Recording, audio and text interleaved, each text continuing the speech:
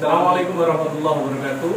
Alhamdulillahirabbil alamin wa bihi nasta'in wa ala umuri dunya waddin. Wassalatu wassalamu ala asrofil anbiya'i wal mursalin sayyidina wa maulana Muhammadin wa ala alihi wa sahbihi ajma'in. Subhanaka la ilma lana illa ma 'allamtana innaka antal alimul hakim. Sampai jumpa kembali bersama si Gendut Kawan. Hari ini 18 Ramadan, puji syukur kita bisa berkumpul bersama dengan teman-teman para perantauan. Ini adalah para perantauan yang ada di Sumeneb, ujung timur Pulau Madura. Alhamdulillah kita masih diberi kesehatan, dan pada malam 18 Ramadan ini kita bisa berkumpul untuk melaksanakan diskusi ringan.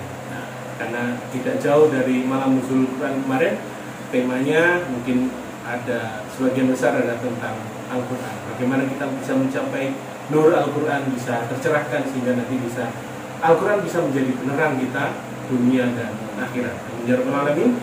Salawat serta salam mudah-mudahan telah tercurah limpahkan kepada junjungan kita Nabi Muhammad SAW, Nabi akhir zaman yang kita nantikan syafaatnya di yaumil kiamat kelak. Kawan, pada malam yang berbahagia ini di samping saya sudah ada narasumber utama, yaitu Ustadz Muhammad Salahuddin Al-Ayyubi. Beliau adalah alumni dari Pondok Pesantren Jambu'ul Quran Kudus dan juga alumni dari IAIN Kudus jurusan Usuluddin. Iya, Usuluddin. Dan juga narasumber yang kedua ini yang berbaju hitam, beliau adalah Ustadz Muhammad Ronaldi Aji Saputro. Beliau adalah keluaran dari Jamiah Al-Hukmiyah Malang atau Universitas Negeri Malang. Dia adalah seorang sejarawan yang juga menggeluti tentang ilmu tentang turaf, tentang ilmu tentang kitab-kitab yang klasik dan kitab-kitab zaman dahulu yang saat ini bisa menjadi rujukan utama dalam pembahasan agama, baik dalam bidang apapun, fikih, tarikh dan lain sebagainya. Baik, saya kira itu sebagai pembuka dan kita lanjutkan dari tema utama. Dan selain itu juga ada para samiin atau para pendengar dan juga yang akan menjadi pemantik diskusi ini. Ada Ustadz Bima, ada Ustadz Mutakin, dan juga ada Ustadz yang khusus dari Bangkalan, yaitu Al-Ustadz Ahmad Khuzairi LC. Dan ada juga Mas Anwar dari balik layar dan teman-teman yang lain. Dan ini ada dua perempuan, ini adalah para bisa hukum harful lakum dan mas kata Ustadz Aib bahwa para ladangnya suami. Terima kasih. Kita beri kepada narasumber utama. Langsung bertanya Pak, sedikit Ustadz.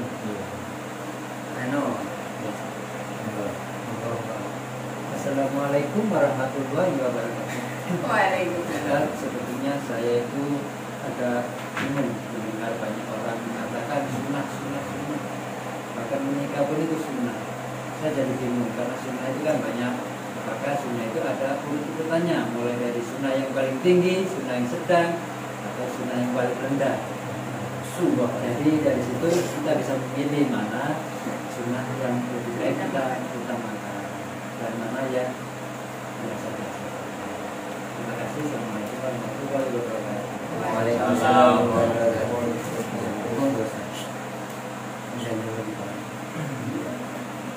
Terima kasih atas keterangan Ustaz Ahmad Khuzairi. Bila memang menjawab, akhirnya saya yang jawab. Jadi Allah alam, jika jawabannya benar, jadi sunnah itu ada maratibnya, ada tingkatannya, yang memang kalau kita mau melakukan semuanya sangat banyak sekali. Nah, tapi Nabi itu sudah menganjurkan umatnya dalam pelaksanaan Islam itu memang kafah, harus seluruhnya masuk ke dalam Islam, melaksanakan ajaran Islam secara keseluruhan. Tetapi di sisi lain Nabi juga menyadari bahwasanya umatnya itu memang punya banyak keterbatasan. Contohnya misal sunnah tentang siwak. Siwak itu kalau dari Nabi kan sudah menyampaikan dalam hadisnya, andaikan aku tidak mempertimbangkan beratnya siwak bagi umatku, pasti akan aku wajibkan. Jadi karena beliau sayang kita semuanya, dia tidak sampai mewajibkan. Ya, beberapa ibadah yang bagi Nabi itu wajib, bagi kita sunnah. Contoh tahajud. Tahajud itu bagi Nabi adalah wajib, maka tidak pernah meninggalkan. Jadi bagi kita, ya itu sangat berat sekali kalau harus bangun tahajud setiap hari. Nabi tahu itu, Nabi sangat tahu. Nah, ada beberapa kekhususan bagi Nabi yang memang tidak sebagai kewajiban bagi umatnya. Sunnah-sunnah yang merupakan aslinya wajib bagi Nabi itu yang bagi kita itu adalah muakkad. Jadi kita itu harus diperhatikan dan itu sangat kuat sekali. Nah, berikutnya adalah sunnah-sunnah muakkad. Itu yang paling derajatnya paling tinggi. Jadi contohnya tadi ya tahajud, makanya bagi kita mungkin memang sebagian ulama, sebagian fuqaha menyampaikannya ya cukup sunnah biasa. Tapi karena itu adalah dalam Al-Quran dinyatakan nafilatallah, pada hajat ini nafilatallah, itu maka sebuah, kalau kami mengartikan itu tahajudlah kamu itu sebagai bonus. Nafilah itu artinya tambah. Tapi dalam perspektif ilmu marketing, kalau mau dikatakan itu adalah bonus, karena kita dengan melakukan tahajud itu banyak sekali pahala yang didapatkan, dan juga itu adalah waktu yang di antara sunnah-sunnah muakkad yang berasal dari kebiasaan atau perilaku yang dilakukan oleh Nabi. Kemudian di bawah maratib yang muakkad itu adalah sunnah-sunnah yang memang keseharian. Sunnah-sunnah keseharian contohnya apa? Yang sepele dan mudah dilakukan. Contoh keluar rumah baca doa Bismillahirrahmanirrahim, baca Allahumma barik lana itu ketika mau makan dan lain sebagainya, termasuk pakai tangan kanan. Jadi Nabi sudah menyampaikan mulailah dengan hal-hal yang ringan, yang mudah, karena Islam itu pada dasarnya adalah mudah. Kalau kita mulai dari yang berat dulu, ya kita nanti akan kemudian putus asa dan jadi melakukan sunnah. Jangan terlalu saya nanti mau melihara jenggot dulu, nanti yang panjang, atau nanti selalu setiap hari pakai gamis. Itu adalah hal-hal yang juga kesunahan. Tetapi kalau kita ambil yang ringan, ada yang banyak yang lebih ringan, dan itu lebih Nabi sukai. Yang karena yang ringan-ringan tadi termasuk pada tataran makarimul akhlak. Sementara Nabi diutus itu tujuan utamanya di dunia adalah liutamima makarimul akhlak. Maka ketika kita yang mau diprioritaskan mana ya dari sekian sunnah itu, ya sesuai dengan tujuan dari diutusnya Nabi itu, kita ambil dulu sunnah-sunnah yang kecenderungannya kepada makarimul akhlak. Jangan sunnah-sunnah yang kelihatannya zahir saja. Banyak orang yang ya ini tidak menyindir, tapi orang-orang yang lebih mementingkan sunnah-sunnah casing, sunnah-sunnah zahiriyah, baju, pakaian, perawaan, misalkan ya tadi semacam melihara jenggot tadi, atau dengan yang sekitar itu kaitannya dengan casing. Padahal Nabi itu sesuai dengan jauh dari beliau sendiri, Allah yang buru ila ajsam. Tidak, Allah tidak melihat fisik kalian. Allah itu Maha melihat. Yang dilihat itu ya yang paling utama adalah melihat qulubikum, atau hati kita, perilaku dari yang rohaniahnya kita. Karena dengan melakukan yang sunnah-sunnah yang cenderung kepada makarimul akhlak, itu akan membuat pribadi kita naik derajat dari mukmin atau muslim, naik derajat menjadi muhsin, orang yang bisa ihsan. Tuh kira-kira seperti itu. Akan ada pertanyaan lain masuk. Nah, termasuk kemarin ada sunnah ya, sunnah Nabi yang apa yang kemarin itu? Nikah. Karena ada pas dengan momennya yang sekarang ini, menikahi yang jauh lebih muda. Itu jangan langsung fokusnya ke situ toh. kalau belajar sejarah nanti mungkin bisa sampai ke arti ya. Suatu fenomena dalam kesejaraan itu harus dilihat secara komprehensif. Nggak bisa dilihat dari satu sudut pandang saja. Contoh ketika Nabi Muhammad menikahi Sayyidah Aisyah radhiyallahu anha, itu banyak faktor dan juga pertimbangan. Di antara yang pertama adalah Nabi itu tidak dari Nabi sendiri. Nabi menikahi Aisyah itu karena memang Abu Bakar yang menginginkan. Nah, ketika Abu Bakar meminta kepada para sahabat untuk mau menikahi putrinya, para sahabat tidak berkenan. Yang kemudian diusulkan sekalian aja ditawarkan, disampaikan usulan ini kepada Nabi. Dilalah kok di ACC sama Gusti Allah. Jadi Nabi itu ngapa-ngapain ya minta persetujuan dulu pada Allah. Nenek panjenengan menikahi yang jauh lebih muda dapat ACC persetujuan dari Allah ya monggo. Tapi langgai dulu yang istri yang pertama. Jadi sunnah Nabi itu jangan langsung Nabi menikahi yang jauh lebih muda. Nah, itu bukan sunnah itu ya. Ya memang pertama Pak, yang dimaksud sunnah di sini adalah perilaku Nabi. Tapi apakah semuanya? Memang menurut sebagian ulama tidak semuanya. Tidak semuanya. Bagi sebagian yang lain semuanya bisa. Bagi yang sebagian yang lain ini yang kemudian mentarafkan, menggrade-kan, membuat derajat bahwasanya poligami itu termasuk sunnah. Ada bagi orang ulama yang lain itu hanya perintah yang bukan sifatnya anjuran. Kalau kita belajar di usul fikih itu kan ada al-amru, perintah itu tidak selalu dalam koridor perintah harus wajib, tidak harus sunnah. Bahkan saya memerintah kepada seorang bawahan zakat, al-amru layak tadi fawro, tidak harus dilakukan saat ini. Al-amru itu tidak harus bermakna sebagai perintah, tapi bisa kebalikannya, bermakna doa. Di dalam Al-Quran banyak sekali itu. Rabbana atina, itu kan kayak asar itu mendikte Tuhan, datangkanlah pada kami. Tapi di muktadal halnya, konteks kita perintah itu adalah doa. Maka perintah termasuk menikahi masna, sulasa, ruba, itu adalah konteks awalnya adalah membatasi, karena zaman dulu kan istri itu nggak ada batasan, zaman raja, zaman jahiliyah dulu, sehingga konteks rubah itu adalah maksimal dan itu pembatasan.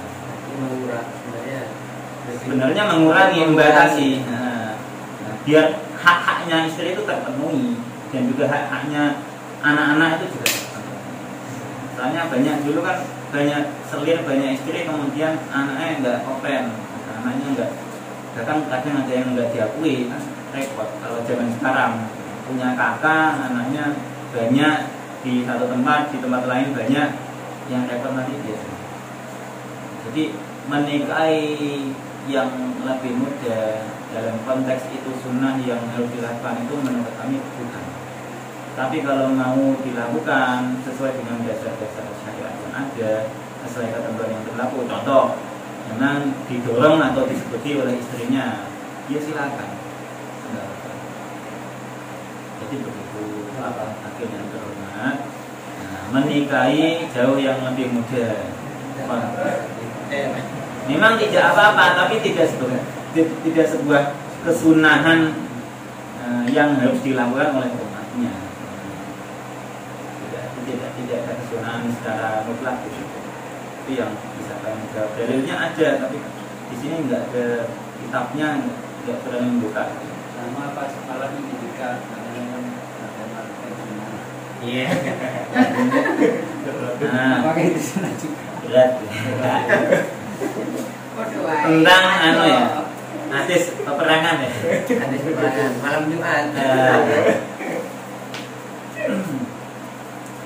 Disandarkan pada Nabi sebuah riwayat bahwasanya memang di malam Jumat itu adalah sebuah fadilah bagi umat Muhammad, khususnya yang sudah punya pasangan yang halal, itu adalah untuk memfasilitasi umat Muhammad yang memang tidak punya banyak umur, sehingga diberi konversi berupa pahala memerangi orang kafir. Sebenarnya berapa Pak?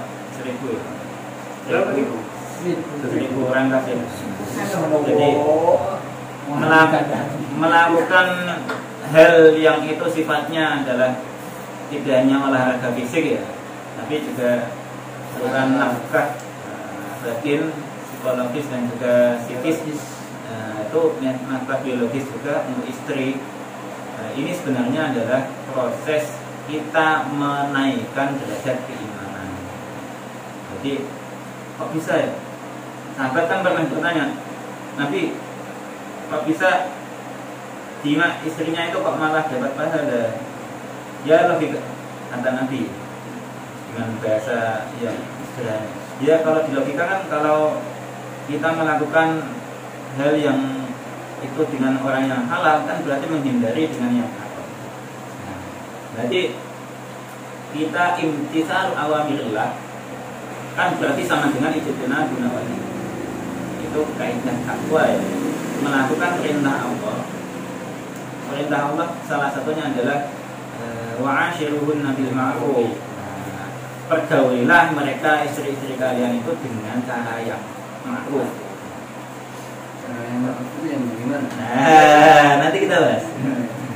Cara yang ma'ruf, sehingga apa? Ketika kita sudah mempergauli dengan yang ma'ruf itu, maka kita sudah otomatis dapat pahala. Enak plus dapat pahala. Apalagi dengan tambahan pahala khusus di malam Jumat ini adalah pahalanya sama dengan memerangi 1000 orang kafir. Ini kaitannya juga dengan nggak jauh beda dengan perang Badar ya, karena jumlahnya 313 versus orang 1000 kafir. Berarti kita membadirkan malam Jumat ya. Tenang Pak, ada temennya Pak. Masih ada kesunahannya. Ada temennya, Ada temennya Pak. Ada temennya. temennya banyak. Pertanyaannya sangat bagus sekali. Berarti kalau kita seperti ini nganggur seperti ini, membadirkan kesempatan perangan malam Jumat ya. Lanjut lagi yang apa tadi? Bagaimana Gauli yang baik. Gauli yang baik. Di sini harus kita ketahui bahwasanya ini kaidah dalam fikih dan usul fikih bahwasanya al-ma'ruf itu memang dalam beberapa aspek agak berbeda dengan al-khair.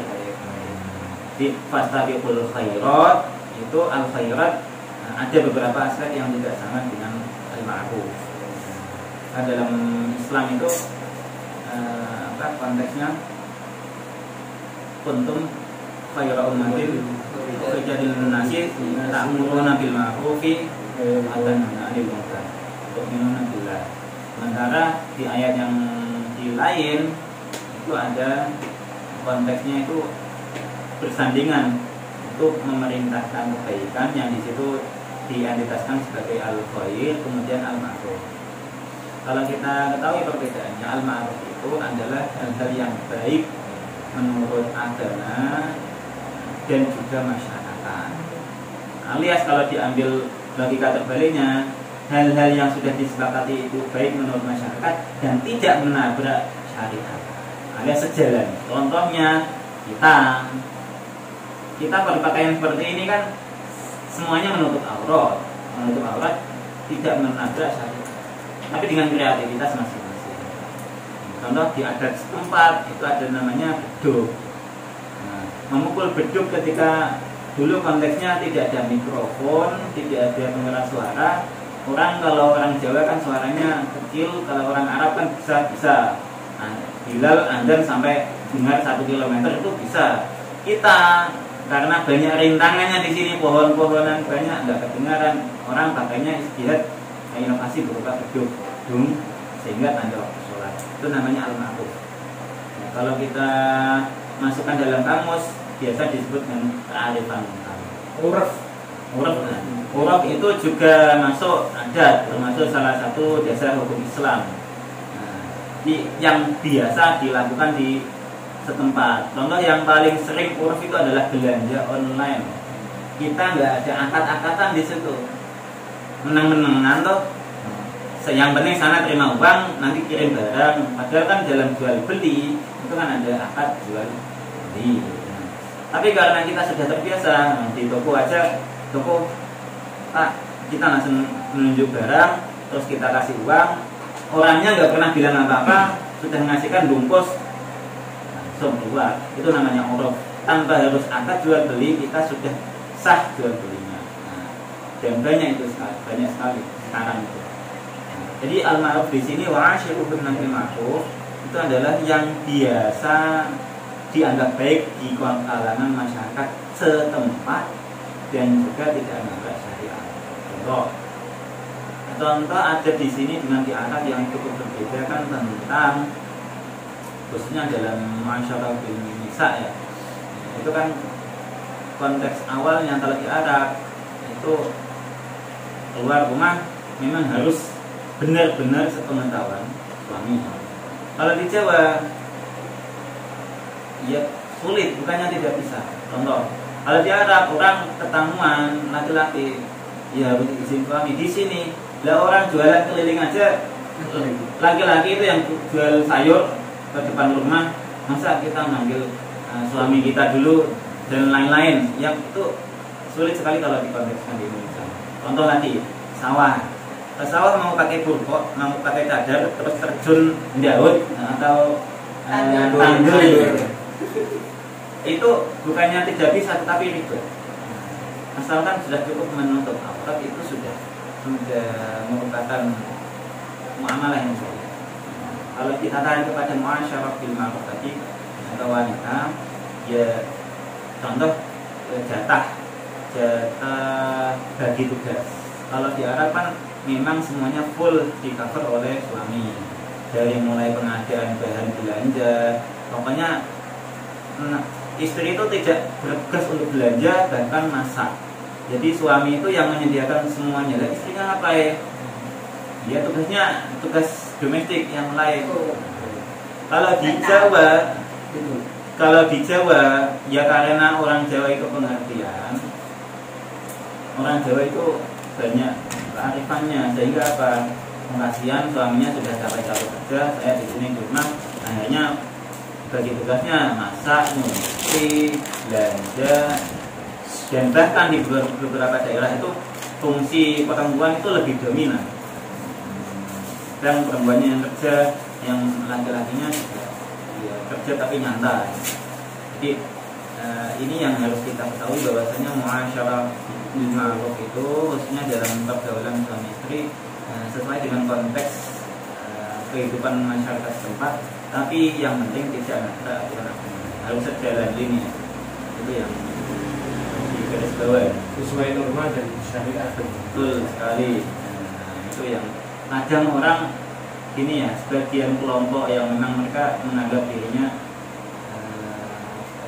terlalu syar'i ya, sehingga mau menerapkan apa-apa saja yang ada di Arab diterapkan di sini, sehingga menutup akses istrinya tidak boleh pendidikan apa, menutup akses istrinya nggak boleh kemana-mana sehingga harus di rumah tok, tapi tidak diimbangi dengan fasilitas yang ada atau perlakuan yang baik. Itu yang salah.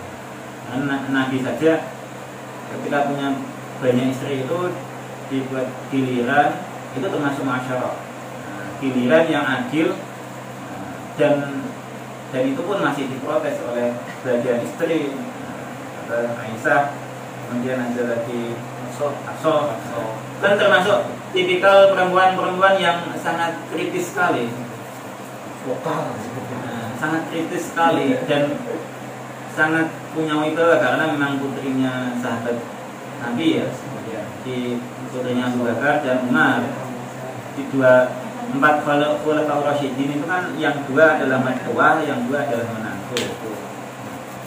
Sementara ketika Aisyah dan Hafsah ini punya semacam, kalau kita ibaratkan percikan-percikan konflik rumah tangga dengan Nabi dengan sikap menyelesaikan itu pada waktunya, tidak menunggu-nunggu nanti.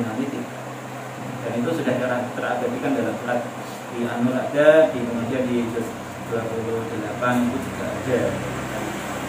tahrimnya.